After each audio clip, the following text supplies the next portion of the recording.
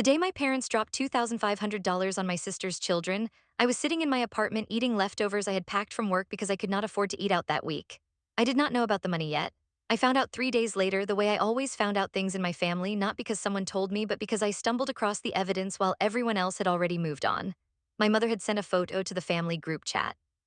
It showed my sister's living room covered in toys, gift bags, and boxes. There were remote control cars, a baby doll set, a brand new tablet, 3 pairs of expensive sneakers for kids who were barely old enough to tie their own shoes, and what looked like a brand new bicycle still wrapped in plastic. The caption my mother wrote said simply, "Our babies deserve the world." I stared at that photo for a long time, then I put my phone face down on the kitchen counter and went back to my leftovers. I did not say anything, I did not react in the group chat, but something shifted inside me that evening, something quiet, something that had been waiting to shift for a very long time. Before this story goes any further, I want to ask you something real. If you had spent years being the responsible one in your family, the one who paid on time, showed up, stayed quiet, and never asked for extra, and then you watched your family pour everything they had into someone else without a single thought for you, would you say something? Would you hold it together and keep going? Or would you finally let yourself feel how unfair it had always been? Drop your answer in the comments. Because what Lousia did next is going to make a lot of sense to some of you, and I need you to stay with her until the very end. My name is Lousia. I am 31 years old. I work as a logistics coordinator for a mid-sized shipping company in the city. I have held that job for 4 years, and before that I spent 2 years working part-time while finishing my degree at night. I do not say this to brag, I say it because I want you to understand the kind of person I am. I am the kind of person who figures things out. I am the kind of person who makes a plan, follows it, and does not ask for help unless there is no other option. I grew up watching my parents struggle with money, so I decided very early that I would never be the person calling someone at midnight asking them to cover me. I would handle my own life, I would be fine. For most of my adult life, that commitment felt like a source of pride. I was the daughter who never caused problems. I was the one who called on birthdays, remembered anniversaries, showed up to family dinners even when I was exhausted, and never once asked my parents to choose between me and anything else. I was reliable, I was steady. I was the one everyone described as having it together. My sister Renata is 3 years older than me. We grew up in the same house, went to the same schools, and were raised by the same two people. But somewhere along the way, our paths separated in a way that no one in my family ever acknowledged out loud. Renata had 2 children by the time she was 27. Both fathers were out of the picture within a year of each child being born. Renata moved back into my parents' house when her oldest was 2. She stayed for almost 4 years. During that time, my parents helped with rent when she eventually moved out, watched her kids nearly every weekend, covered grocery gaps more times than I can count, and absorbed a kind of daily emotional weight that I am not sure they ever fully understood they were carrying.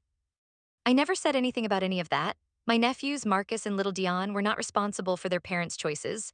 They were just kids and my parents loved them. That love was real and I never resented it. What I resented and what took me years to name clearly was the way my presence in the family had become invisible in proportion to how little I needed from them. The less I asked for, the less they saw me. The more I handled on my own, the more they assumed I was fine and moved their focus elsewhere. My competence had become a kind of permission slip for them to forget about me. The $2,500 gift was not the beginning of this pattern. It was just the moment the pattern finally had a number attached to it. Let me take you back about 8 months before that photo appeared in the group chat. I had been saving money carefully for over a year. My goal was to put together enough for a down payment on a small condo, nothing fancy, a 1 bedroom in a neighborhood about 20 minutes from the city center. I had done the research, talked to a mortgage advisor, and calculated that if I kept my savings rate consistent for about 14 more months, I would have enough to make a real offer on something. I was proud of this plan. I had not told many people about it because I had learned from Experai. NCE that sharing plans in my family often meant absorbing a lot of unsolicited doubt before you had even taken your first step. But I did tell my mother. I told her on a Sunday afternoon when we were sitting in her kitchen drinking tea.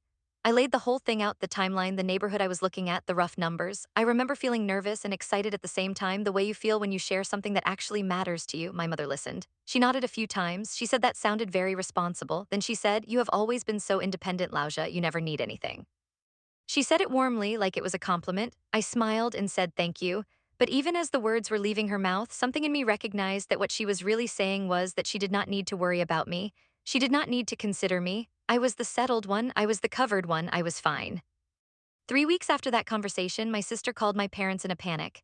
She said her landlord had raised her rent by $400 a month and she could not absorb it. She had already looked at other apartments and everything affordable was in neighborhoods she felt were unsafe for the boys. She was crying on the phone. I know this because my mother called me right after to tell me about it. My mother's voice was tight with worry. She said they were trying to figure out what to do.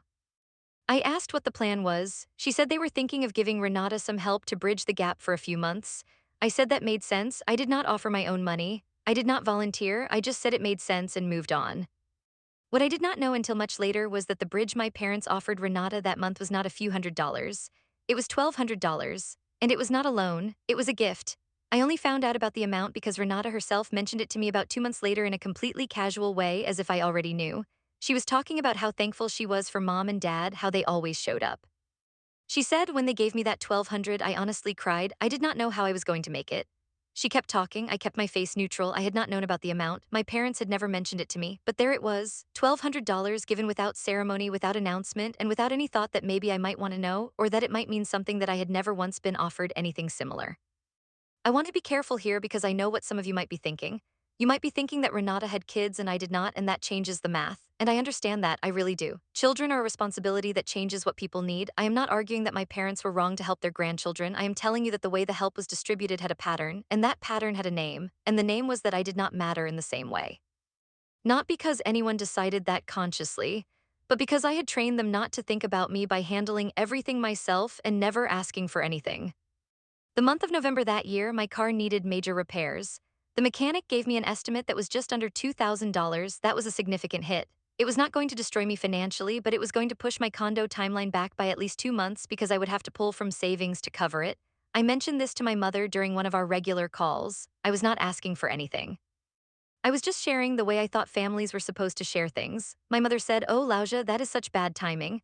She said she hoped it did not set me back too much. She asked if I had a good mechanic. She did not offer anything. She did not suggest they could help.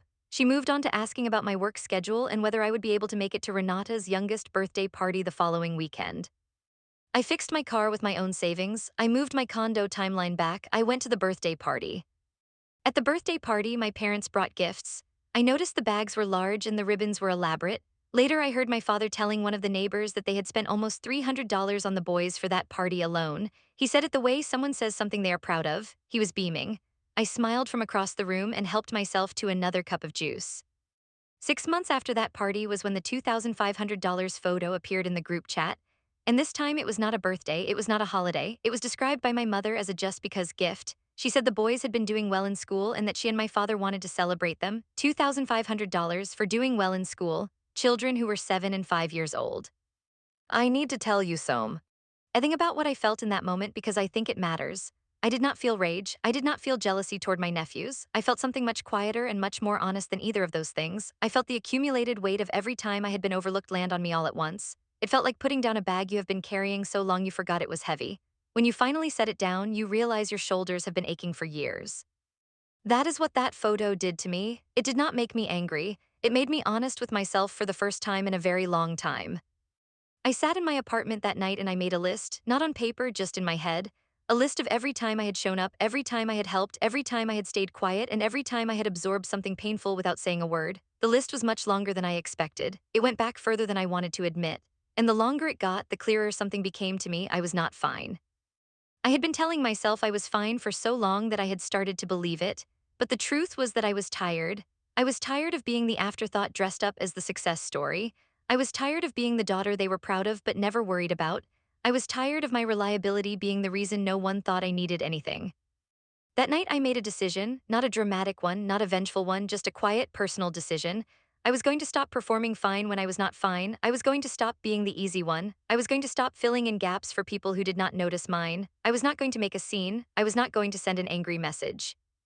I was simply going to start treating myself the way I had been treating everyone else.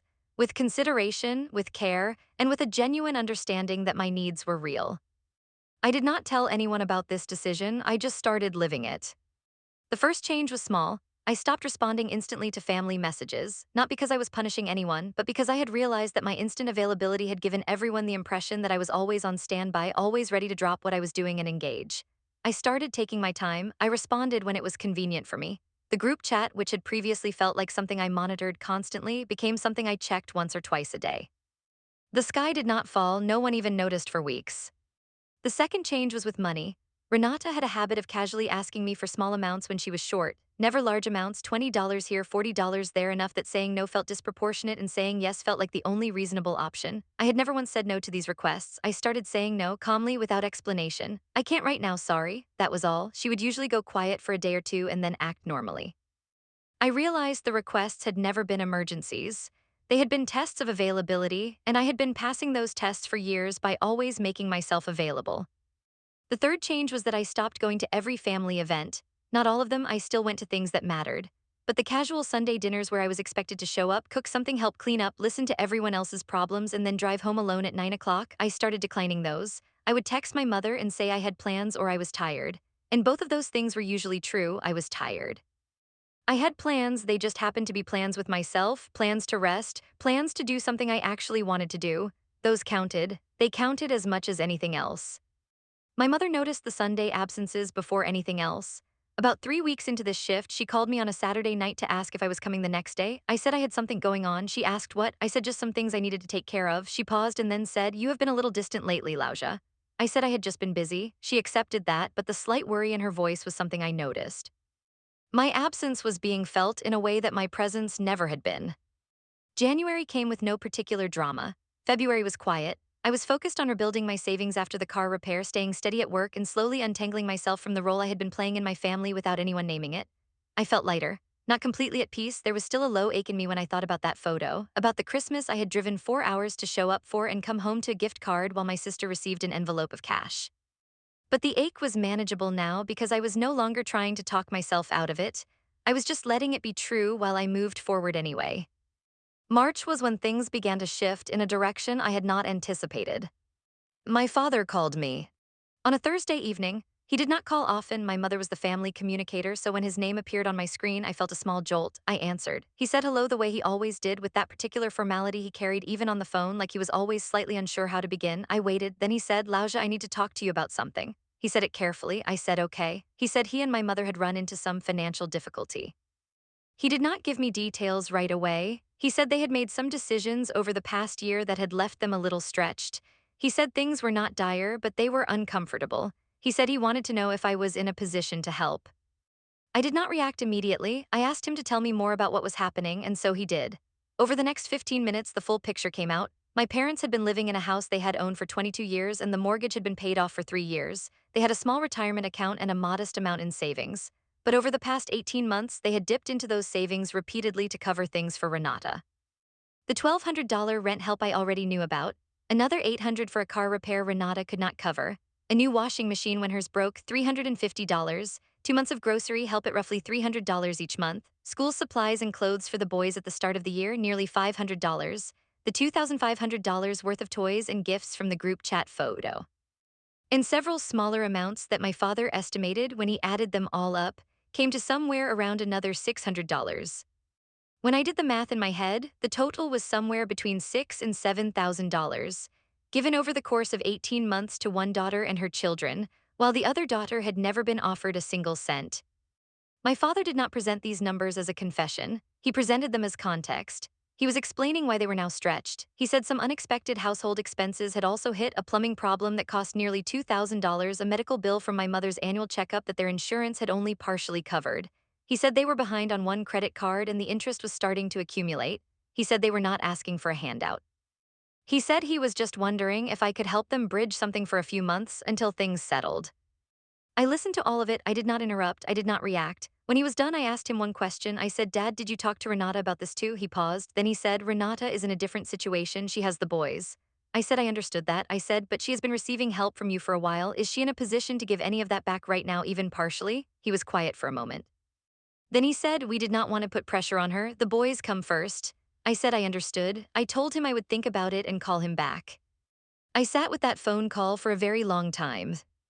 There was a version of me from 6 months earlier who would have said yes immediately, who would have sent the money before we even hung up, who would have absorbed the discomfort of the situation, calculated what I could afford to give, and done it without asking a single hard question, because that was what the easy daughter did, the reliable daughter, the one they never had to worry about.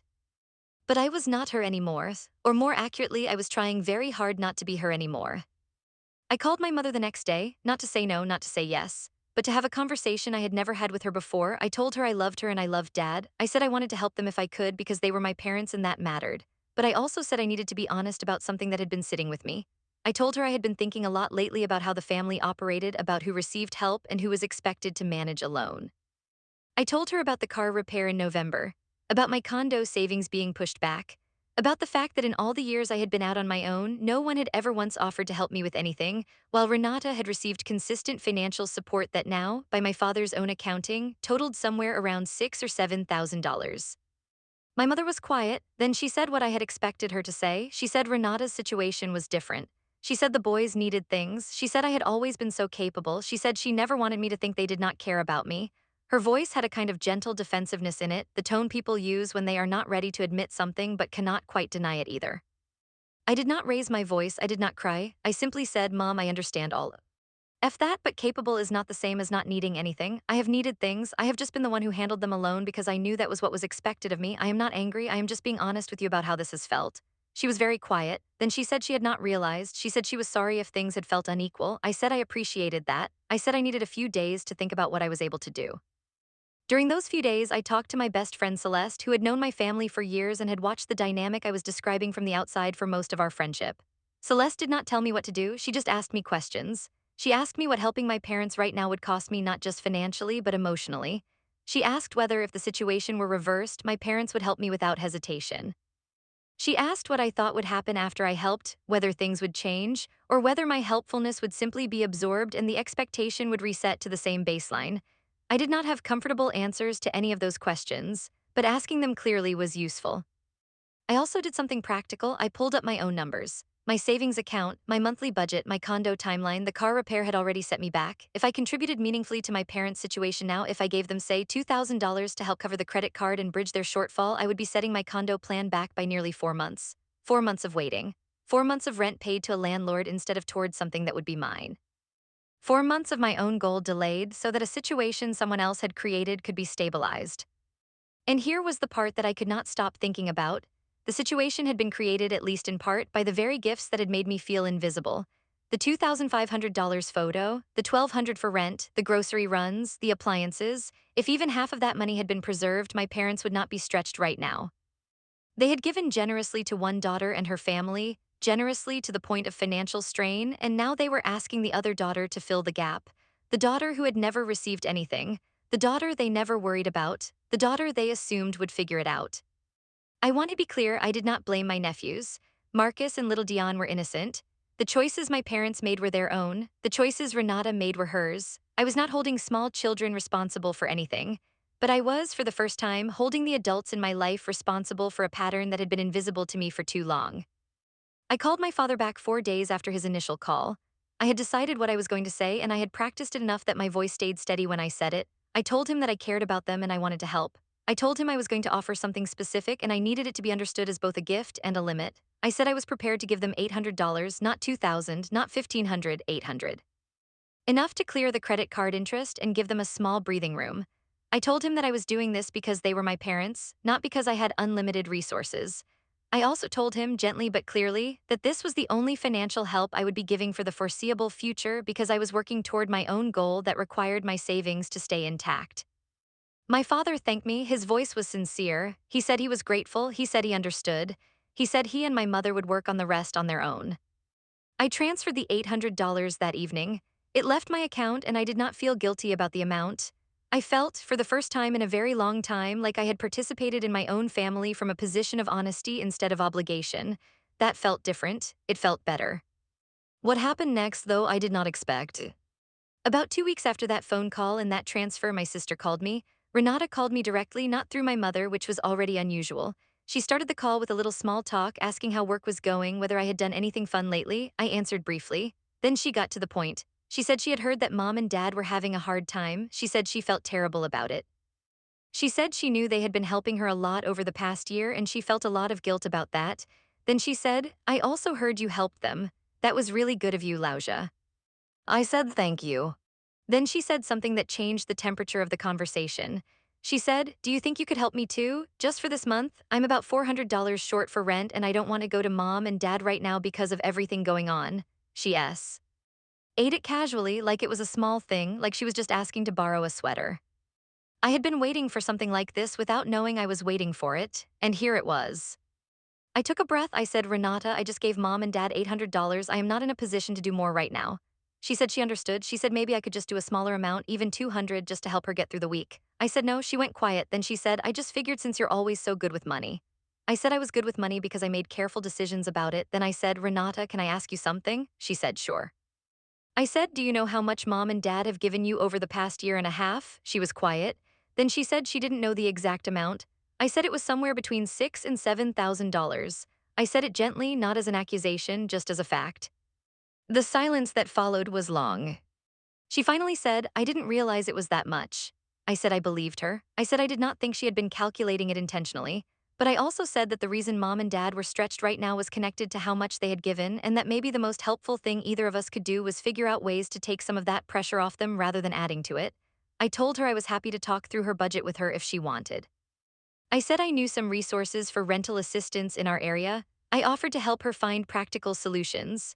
But I told her I was not going to give her money right now, not because I did not love her, but because it was not the right thing for me. She got off the phone fairly quickly after that. She was not rude, she was not loud, but she was not warm either. I sat with the discomfort of that for a while because the truth is that saying no to someone you love, even when it is the right thing, does not feel good. It just feels necessary. The weeks that followed were strange. My mother called more often than usual, not about anything specific. She would just check in, ask about my week, talk about small things.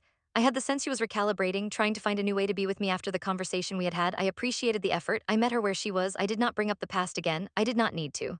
The conversation had been had, the truth had been said, and now we were both living in the aftermath of it. My father was quieter than usual, but when we did speak, he was warmer than he had been in a while. He asked about my condo plan, he asked about my job. He listened to my answers in a way that felt real, not performative. I do not know if he had thought deeply about what I had said to my mother or if some of it had reached him through her. But something had shifted even slightly in how he saw me, or maybe how he was willing to show that he saw me. Renata and I did not speak for about 3 weeks after that call. Then she texted me, just a simple text. She said, I've been thinking about what you said. I think you were right. I'm looking into some assistance programs. I texted back and said I was glad. I meant it. I was glad, not because I wanted to be right, but because I wanted her to be okay, and I wanted her to be okay in a way that did not require everyone else to empty their pockets to keep her afloat. Spring came, my savings were growing again, slower than I wanted but steady. I had found a rental assistance resource I passed along to Renata, and she had applied and received a small monthly subsidy that helped close some of her monthly gap. My parents had worked out a payment plan on the credit card and were being more careful about their own spending. The household had reached a kind of equilibrium that was new and different from the old one, not perfect, but more honest. Then in April, something happened that I had not planned for and could not have predicted. My company announced an internal promotion round. I had applied, somewhat tentatively, for a senior logistics coordinator role 3 months earlier. I had not told anyone in my family because I did not want to deal with expectations or questions before I knew the outcome. I had just submitted the application, done the interviews, and waited. The waiting had been harder than I expected because the role represented something significant. It was a pay increase of nearly 22%, a title shift, and a set of responsibilities that I genuinely wanted. It meant something to me beyond the money. It meant I was being recognized for the work I had been doing quietly and consistently for 4 years. I got the promotion. My manager called me into her office on a Tuesday morning and told me the decision had been made. I walked back to my desk and sat down and did something I had not done in a very long time. I let myself feel proud without immediately qualifying it without shy. Anking it down to something smaller so it would not take up too much space. I felt proud, fully, without apology.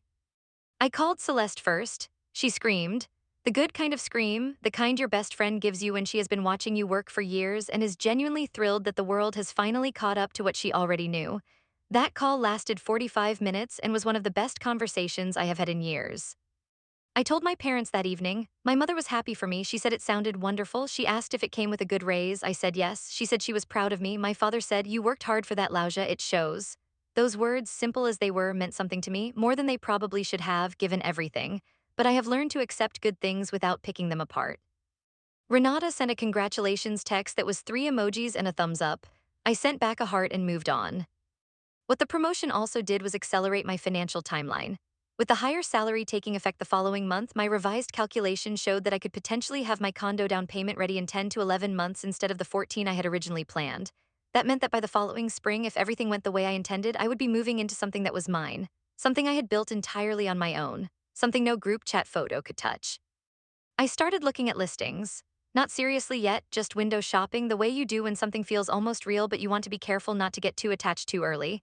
I spent Sunday evenings scrolling through condos in the neighborhoods I had been eyeing, learning the market, getting a feel for what my budget would actually get me.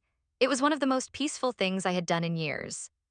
Just me and my laptop and a cup of tea, and the quiet understanding that I was building something real.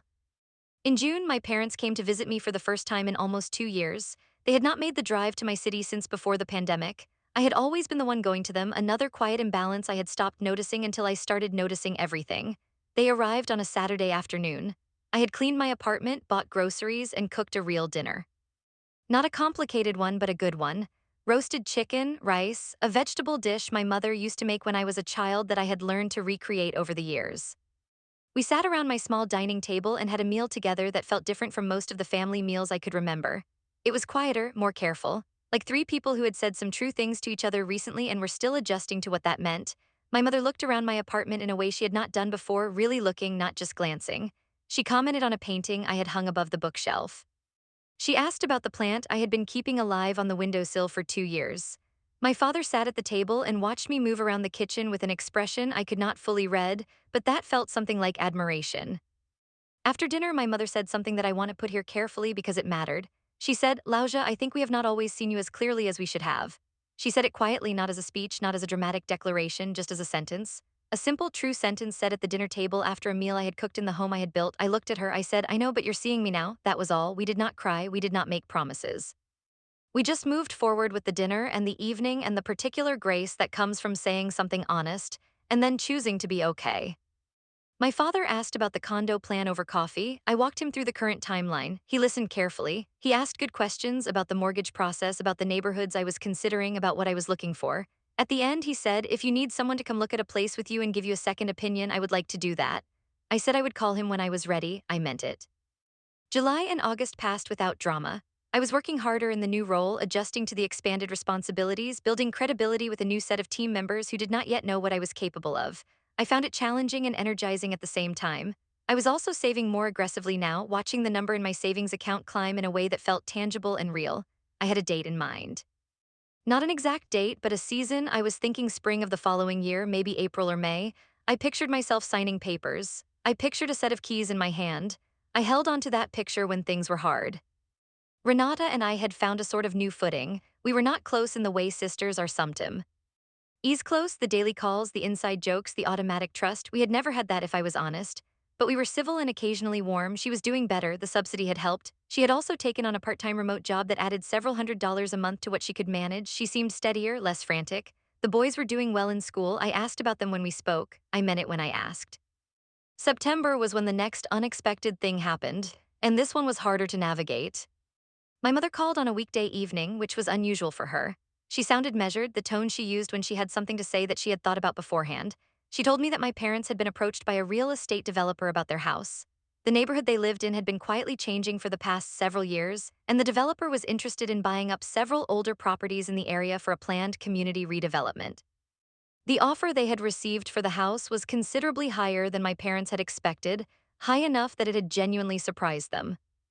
My mother gave me the number. It was significant. If they sold, they would not only wipe out all remaining debt and the credit card they had been paying down, they would come out with a meaningful amount left over, enough to make some real decisions about what the next chapter of their lives looked like. She said they had not made any decisions yet. She said they were talking to a lawyer and a financial advisor. She said they wanted the family to know. I told her that sounded like potentially very good news and asked what they were thinking. She said they were considering it seriously. She said it would mean finding a new place to live, which was complicated, but the numbers were strong enough that it was worth considering. She said one of the options on the table was selling, taking a portion of the proceeds, and downsizing to a smaller rental in a neighborhood closer to Renata, since Renata had the boys and they helped with them often. She said another option was selling and buying something smaller outright so they would not have a mortgage again. Then she said something that surprised me. She said, "We were also wondering, Lousia, whether it might make sense with some of the proceeds to do something for you, something we have not done before." She said it tentatively, like she was not sure how I would take it. She said they had been thinking about what I had shared with them earlier in the year, about feeling like things had been unequal. She said my father was the one who had brought it up, which surprised me most of all. She said he had said it was not right that they had given so much to one and nothing to the other. I did not say anything for a long moment, then I said, "I appreciate that, I really do." I said it was not something I expected. I said if and when they made their decision about the house, I trusted them to do what made sense for them. I said they did not owe me anything. She said, I know you feel that way, but your father and I have been talking and we feel like we owe you something more than we have given. She said they were still figuring out what that looked like. But she wanted me to know it was being considered. I got off the phone and sat very still for a while. This was not the outcome I had been building toward. I had not made my quiet changes, said my honest things, or started protecting my own energy because I was angling for a payout. That had never been the plan. The plan had been to stop being invisible to myself, to stop funding my family's comfort with my own silence, and to build something real for my own life regardless of whether anyone else ever noticed or adjusted. The plan had been to make it on my own because I had always made it on my own. But something was moving in my parents that I had not expected, a kind of reckoning, and while I had not asked for it, I found that I was able to receive it without guilt and without suspicion. People sometimes do change, not all the way, not all at once, not without being pushed to the edge of something first, but the pushing had happened, the honesty had happened, and this, whatever this was, seemed to be one of the results. In October, my parents made their decision. They accepted the developer's offer. They found a small house in a neighborhood that was quieter than their old one and a little closer to Renata. They signed the papers in a lawyer's office on a Wednesday afternoon, and my mother texted me a photo of their hands holding the signed document. I sent back a message that said I was proud of them for making such a big decision with clarity and courage. 2 weeks later, my father called me. He said they had worked through the numbers with the financial advisor. He said they had paid off the credit card completely. He said they had set aside a reserve for themselves for living expenses and emergencies over the next 5 years.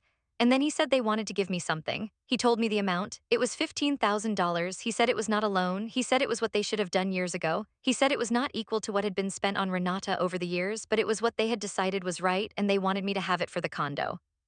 I will not pretend I was not moved by this. I was, but I want to be precise about why. I was not moved because of the money, though the money mattered and it was genuinely going to help. I was moved because of what the money represented. It represented my father, who had always communicated in actions more than words, choosing to take an action that said something he had never said out loud. It said, I see you, I saw you wrong for a long time, but I see you now. That was worth more than any number. I thanked my father honestly. I did not minimize it or deflect it. I said, thank you, Dad. This means a lot to me, not just because of what it will do for my plan, but because of what it says. He said, I know. We stayed on the phone for a few more minutes talking about nothing in particular. It was one of the warmest phone calls I can remember having with him.